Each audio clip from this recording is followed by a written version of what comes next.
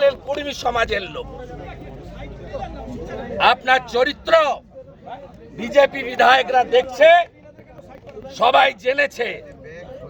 আপনার বিসর্জন হবে বাংলার জনগণের জাগরণ, মমতার বিসর্জন, এটাই একমাত্র সমাধান। আপনি এই কথা বলছেন, কিন্তু রাজ্যের মুখ্যমন্ত্রী বলছেন তিনি ব্যানার্জি, তিনি বড় হিন্দু। ও কংগ্রেস তৃণমূলে এসেছে, কংগ্রেসে কোনো ভবিষ্যৎ ছিল না, তৃণমূলকে ঘেটে দিয়ে বিজেপিতে গিয়েছে। আবার হয়তো অন্য কোনো দলে যাওয়ার রিকোয়েস্ট আসতে পারে, আবার তখন অন্য পার্টিতে যেতে পারে। কে রিকোয়েস্ট করবে? আপনি কংগ্রেস করতে সেইভাবেই এসেছেন। মমতা ব্যানার্জির রাজনীতিটা প্রফেশন, তিনবার আর আমার পরিবারের রাজনীতিটা হচ্ছে আদর্শ এবং নেশার উপরে দাঁড়িয়ে করি আমরা।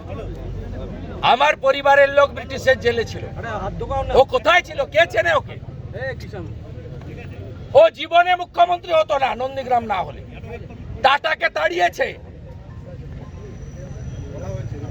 কোনোদিন হতো না।